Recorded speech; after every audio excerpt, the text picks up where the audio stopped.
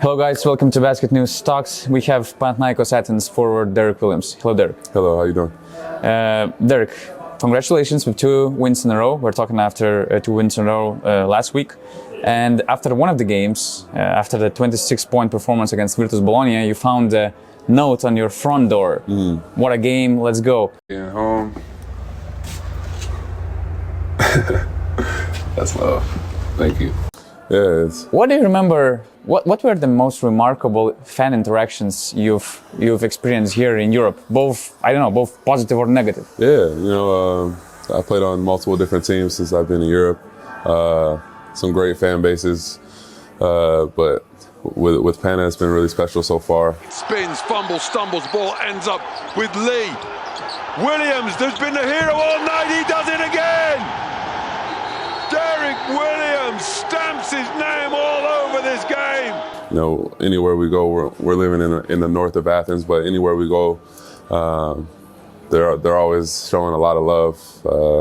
My neighbors next to me always show a lot of love when I'm either leaving or coming home from practice, things like this. So they always want to stop by and say hi. So, so far it's been great. I can't complain. I'm glad that we're starting to play a lot better. But even when in the beginning of the season when we weren't playing so well, you still have a lot of support, that things are going to turn around. So so far it's been good. What do you think is the toughest gym to play when you're coming as an opponent? As an opponent, there's a couple, man. There's a couple. You have Efes, you have Fenerbahce.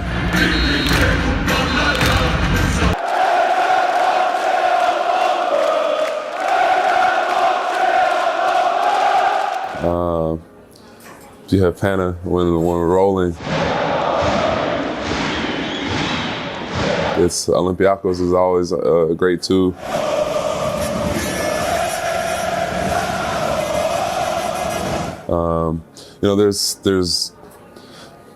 There's Zalgiris, there's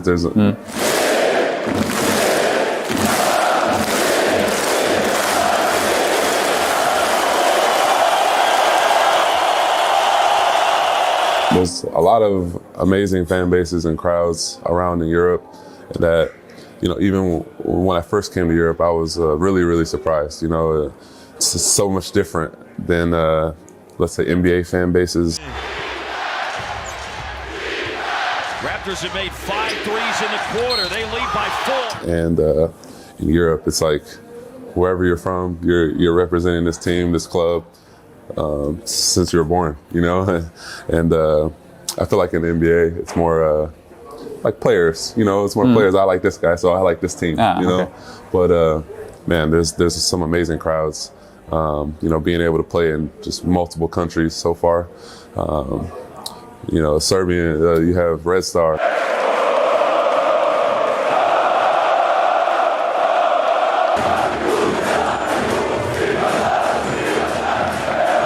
So there's 5 right there that are amazing crowds, amazing fans, with the passion that comes with it. So it's remarkable. It's your 5th season in Europe, and probably it's fair to say that you found your place over here. Although some other highly ranked, highly drafted NBA players didn't. I mean, the list is pretty long with some top picks that couldn't adapt. There's Wesley Johnson, OG Mayo, Ton Maker, Manuel Moody, Kenneth Farid. A lot of players couldn't adapt here. What do you think? What's the biggest challenge for the NBA players coming here? Or it's just about spacing, or it also it has something to do with mental differences? Yeah, in understanding the importance of every game. Yeah, it's different. I think so far, like you said, this is my 5th year in Europe. I was able to adjust really, really fast. My first year when I was with Bayern, but I think when you do come from the NBA or different leagues and you do come to Europe, it's different basketball. It's more physical. It's less space. And NBA is more run and gun, but I think what I always tell people is that when you do come to Europe, the real basketball is going to show, if you can really play or not. And I think, you have all these articles that come out like with Luka and Giannis, like it's harder to score in Europe and this, this and that. But yeah, and it is. There's not as much space. you can play zones, you can play different type of matchups, and so I think you have to be really skilled to play at this level in Europe. You have to be able to be multi-dimensional. Now you have guys 7'2", 7'3" that are shooting threes, playing in the post. Guards who are shooting from everywhere now, mid-range. You have to have a versatile type of game, and I think so far it's been great for me. I've been able to showcase every single season different aspects of my game. Not just athleticism, but being able to shoot, post up, just different levels of scoring. And I think some people struggle with this, being able to do multiple different things. And but I think it also comes with the fit, which team that you are going to and how comfortable you are in that fit.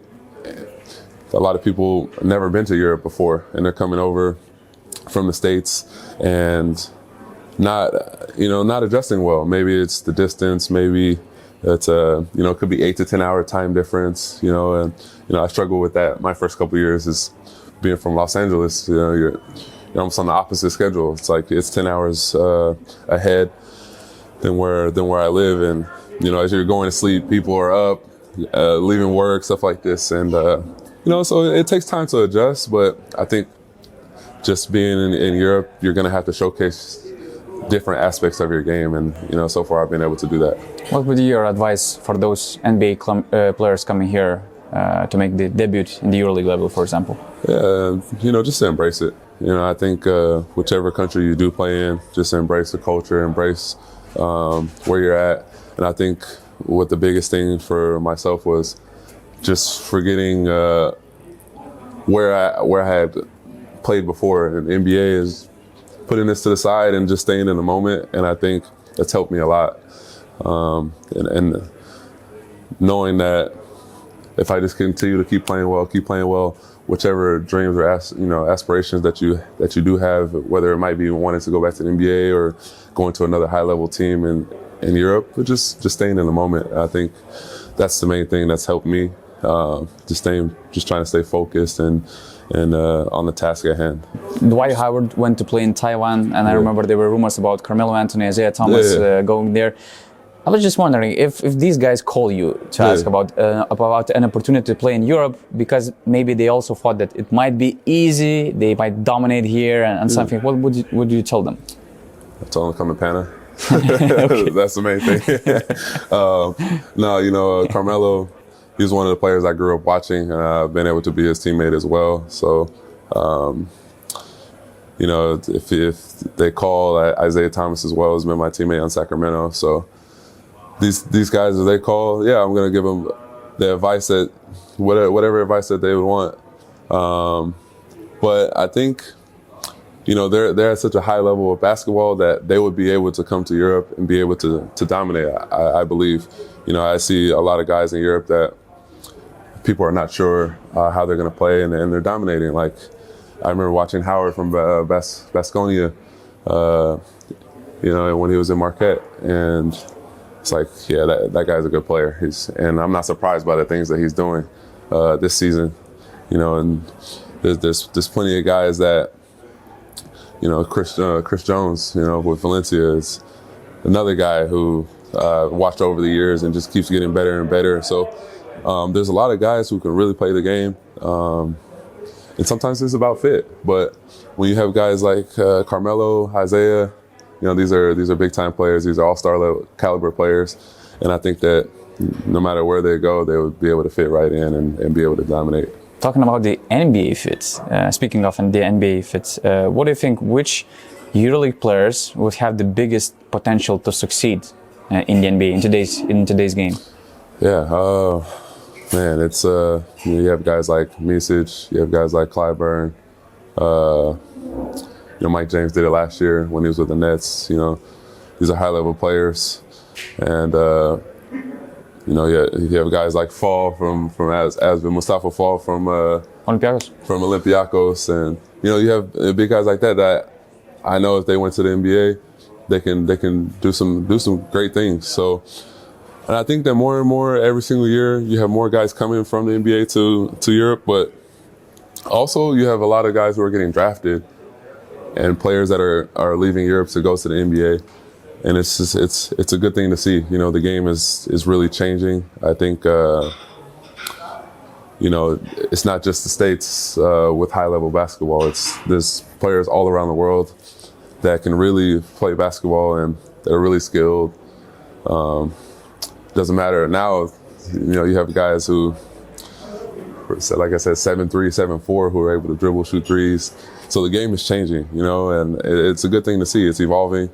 But there's a lot of guys, I believe, that can really, you know, that are doing damage in Europe that can go to the NBA and really play, you know. And one of the guys, for sure, like I said, is Micic, Clyburn, Mike James, these guys who can really put the ball in the basket,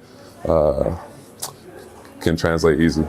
I think that a few years ago on Europe Hoops, you praised how smart LeBron James and Zeljko is, how they know a lot of things about basketball. Yeah. And we had this tough coaching transition from Europe to NBA. We have just few successful examples of European head coaches coming to the NBA and being successful.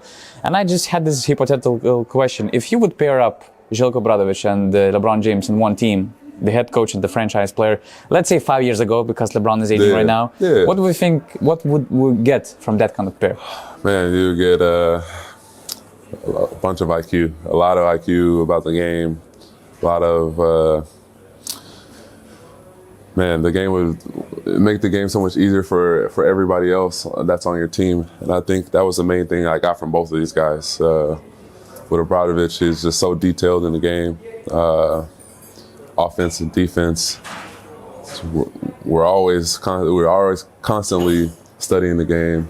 Film, you know, film doesn't lie. You know, regardless if it's good or bad, I think you can always learn from the film.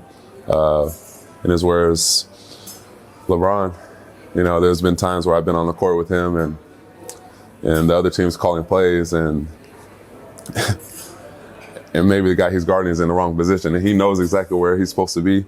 And he's like, hey man, you're supposed to be on the other side. You're not running the play right. So it's like he's so, the IQ of the level that he's at, of knowing the other team's plays while they're calling the plays, it's just being a step or two ahead like chess. And that's the main thing that I've learned from these two guys, is always being able to be a step ahead. And I think when you are like that, you're always focused. You're always looking for the next thing to be a little bit better. And most of the time, it's not athleticism or anything like that physically.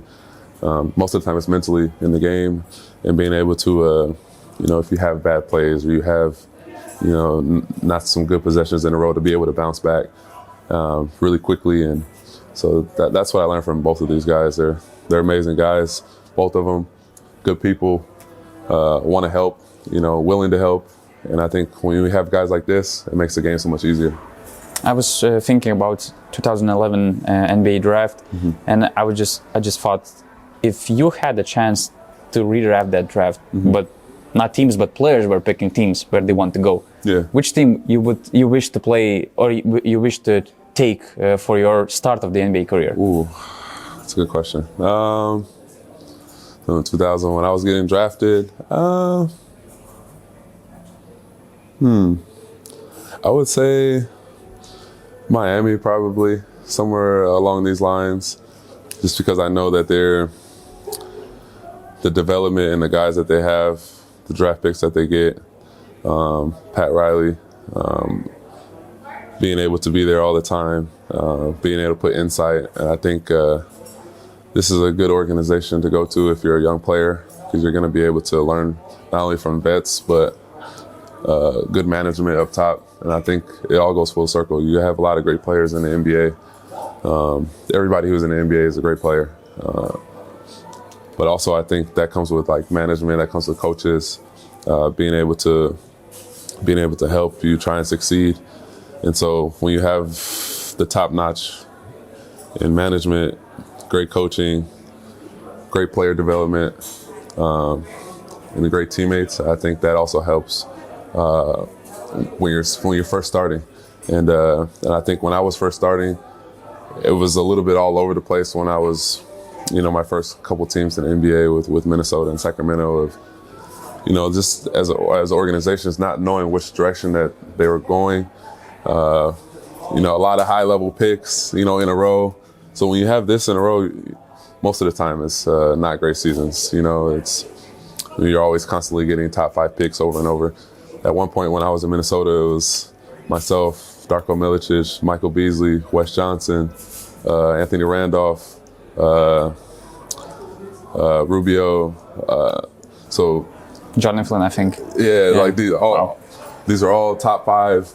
Yeah. All of us are top 5 picks. So we're all trying to, you know, play well. We're all trying to play well. We're all basically in the same position. You know, we're not in great winning organizations at the time, and we're all trying to help and get to the next level and to help the team win. But sometimes it can be tough when you're 10 of the 12, 10 of the 13 players are all in the same position of trying to get to that next level in the NBA. So, but yeah, when you have great organizations, I've been lucky enough to not only play on some organizations that aren't as successful right now, but then I've been able to be on teams like Miami, be able to be on teams like the Cavs and have elite management, elite players, and be able to teach the game, you know, the right way. And I think that's when I was able to have, you know, one of my better years when I was with Cleveland of just consistency, you know, every single day of knowing what you're supposed to do, knowing your roles. When it's like that, the game's easy. Wait, but that Miami team on 2011, they already had a big 3, right? Yeah, that was... Where you would find a space to play alongside these guys? Oh, man. Being so young, I would just try and get rebounds and run the court, and if I'm open in the corner, shoot. But this was an amazing experience to be able to play against. You know, you have D-Wade, LeBron, Chris Bosh. They were just kind of forming their big 3. And I think that it was like showtime, man. It was, you know, you got to think LeBron 12 years ago, D-Wade 12 years ago, Chris Bosh 12 years ago. It's the most in their primes, you know, they're in their primes. And it's one of the highest level basketballs that you can possibly play at. You know, I think they had a streak of 30 wins in a row at this time. And this is outrageous. So not only do they have like the fear factor, they also had the talent, they also had the management. So yeah, if I was to be on this team, yeah, I would just sit in the corner, run in transition, do some of the smaller things to definitely build my way up. Which NBA rule you would like to bring to the EuroLeague to improve the game? You know, I like when once it hits the rim, you can hit the ball. You can hit the ball off the rim, and I think in the NBA there's so much athleticism. You know, you get all the time. Even when I still do it sometimes, where I see the ball on the rim and I'm like, can I touch it? Can I? Yeah, I'm hesitating. You know, I've never played. I've been playing almost 30 years of just basketball, you know, and just the last 5 years with certain rules. But that's one of the rules that I would say that would be interesting. You know, you have a lot of athletic guys with great, you know, guys like Kyrie and being able to finish off the glass. And if it does hit the rim, you can't touch it until it's off of the cylinder. So I think it would make basketball really interesting in the NBA with so much athleticism and, you know, guards being able to jump up and hit the ball off the rim. And so, yeah, I think that would change this role. What about bringing NBA rule to EuroLeague basketball? Ooh. I would want to see, I would say, the 3-second rule. Okay. I want to see how that goes. Spacing like, again. A little bit more spacing. And I think that's what, in general, that's always you're gonna score more points. When you don't have, like, for instance, you can have teams with playing zone, full court press. It's really interesting. 3-2s, 2-3s, 1-2-2s. So there's different things that you can do in Europe to really mess with the other team, slow the game down. Yeah, I want to see, like, for instance, you bring guys out like Mustafa Fall, you bring guys out like Tavares that can't, you know, they're sitting in the paint. It's hard to finish over these guys. These guys are 7'2", 7'3", and then when they jump, they're over 10 feet, you know? So I want to see how it would be with a little bit more spacing. Just one season to see how it goes, see where it goes from there. Which EuroLeague player takes the most space inside the paint? Oh man, Tavares. Yeah, he was one of my teammates as well in Cleveland. Yeah, he's awesome guy. And over the years, he's gotten so much better. He's gotten better and better. His touch is getting better. He's quicker on his breakouts. Setting and pick. He's an amazing talent, and it's hard to recreate this type of player when you're trying to scout, you're trying to run offense like these guys, because not too many people in the world are 7'3" and that are athletic like him. So I would say Tavares, Eddie Tavares. He's one of the guys that you would want in a European basketball defensive presence, and he's going to block all those mid-level shots to floaters. He's going to alter these shots and long layups. And I think he really changes the game. He changes the game for point guards for sure when they're trying to come off screens and get to the paint. So I would say Eddie. Going to the end, what do you think, what still separates Panathinaikos from becoming a playoff team at the moment? I would say our chemistry. And we've also had another injury with Grigonis, but we've had we got Nate back, which is a great help. He's a great playmaker for us, being able to shoot off the dribble, spot shots, being able to get to the paint. His floater, I don't know what it is, maybe 70% on the season on just this one shot, and but just his IQ and playmaking ability is what we needed as a team. Also, we got Dwayne Bacon just a couple weeks ago, and it takes time. It takes time to really gel together as a team and build this chemistry. But that also doesn't happen overnight. It happens with these road games like tomorrow with Zalgiris, and when, let's say, things aren't going so well, you come back and you win games. This builds chemistry. When you get road wins, you're on the road with just your teammates, and we're eating lunch, breakfast together. And I think all of this over the course of we'll be out here for 2 days, and you build chemistry like this. You see how your teammates are, not only when things are great, but when things aren't so great. And I think that's why right now we're playing really well, is because we've started not so good, but we stayed together. We stayed together, and knowing that it's going to be better in the long run. But to be able to do this overnight, not many teams can do this. Just to be able to plug 2 or 3 guys in and just win, and this doesn't happen like this, especially in European basketball with the scouting and the execution in every game meaning much more, especially in EuroLeague. But all this is chemistry. That's what I believe. It's positive energy going into every single day, going into every single game, and trying to just maintain that. And I think, with a little bit of luck, with hopefully guys who are injured coming back healthy, being able to hit shots, being able to get stops when we need it. All of this comes from being on the same page, defensive rotations and everything that comes with it. And but I think from us being an elite level team, that chemistry is gonna just continue to grow. And we'll see in a couple months from now. Just the last question, Derrick Williams. What the goal does Derrick Williams has here in Europe? Oh man, just to continue to get better every single season.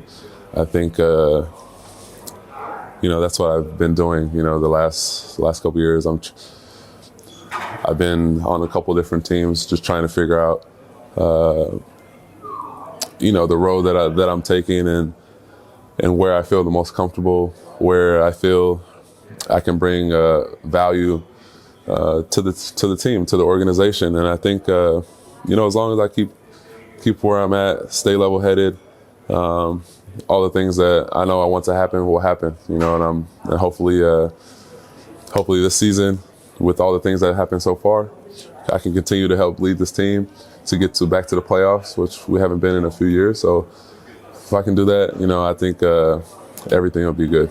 Okay. That's the main goal. Okay, Derek. Thanks a lot Thank for our you. conversation. Thank you so much. Appreciate it.